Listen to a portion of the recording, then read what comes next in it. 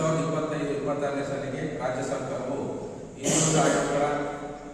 ಹಿಂದುಳಿದ ಆಯೋಗಗಳ ಮೂಲಕ ಸಾಮಾಜಿಕ ಮತ್ತು ಶೈಕ್ಷಣಿಕ ಹಾಗೂ ಆರ್ಥಿಕ ಸಮೀಕ್ಷೆಯನ್ನು ಹಮ್ಮಿಕೊಂಡಿದ್ದರಿಂದ ಎಲ್ಲ ಊರುಗಳಲ್ಲಿರ್ತಕ್ಕಂಥ ಉಪ್ಪಾರ ಬಂಧುಗಳು ತಾವೆಲ್ಲರೂ ಸಹ ಕ್ರಮ ಸಂಖ್ಯೆ 9ರಲ್ಲಿ ಜಾತಿ ಉಪ್ಪಾರ ಎಂದು, ಉಪಜಾತಿ ಉಪ್ಪಾರ ಎಂದು, ಹಾಗೆಯೇ ಕೋಡ್ ಸಂಖ್ಯೆ A-1495 ಎಂದು ಬರೆಸಬೇಕು ಅಂತ ಚಿಕ್ಕನಹಳ್ಳಿ ತಾಲೂಕು ಉಪ್ಪಾರ ಸಂಘದ ವತಿಯಿಂದ ಹಾಗೂ ಭಗೀರಥ ನೌಕರರ ಸಂಘದ ಕ್ಷೇಮಾಭಿವೃದ್ಧಿ ಸಂಘದ ವತಿಯಿಂದ ತಮ್ಮೆಲ್ಲರಿಗೂ ಸಹ ನಾವು ಪರವಾಗಿ ವಿನಂತಿ ಮಾಡ್ಕೊತಾ ಇದ್ದೀವಿ.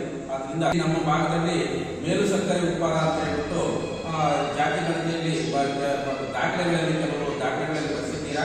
ಆದರೆ ಸ್ವಾಮೀಜಿಯವರ ಕರೆಯ ಮೇರೆಗೆ ಯಾರು ಇದು ಜಾತಿ ಆದಾಯ ಪ್ರಮಾಣ ಪತ್ರದಲ್ಲಿ ಮೇಲು ಸಕ್ಕರೆ ಅಥವಾ ಇನ್ಯಾವುದಾದ್ರು ಏನಾರ ಬರೆಸಿದ್ರೆ ಉಪಜಾತಿ ಕಾನೂನಿನಲ್ಲಿ ಮಾತ್ರ ಬರೆಸಬೇಕು ಅಂತ ಅವರು ಕರೆಯನ್ನು ಕೊಟ್ಟಿದ್ದಾರೆ. ಆದ್ರಿಂದ ನೀವು ಮೇಲು ಸಕ್ಕರೆ ಅಂತ ಇದ್ರೆ ದಾಖಲಾತಿಗಳಲ್ಲಿ ನೀವು ಜಾತಿ ಪ್ರಮಾಣ ಪತ್ರದಲ್ಲಿ ಮಾತ್ರ ಮೇಲು ಸಕ್ಕರೆ ಉಪ್ಪಾರ ಅಂತ ಇದ್ರೆ ಮಾತ್ರ ಉಪಜಾತಿಯಲ್ಲಿ ಬರೆಸ್ರಿ, ಇಲ್ಲದಿದ್ರೆ ಉಪ್ಪಾರ ಅಂತಲೇ ಬರೆಸಬೇಕು.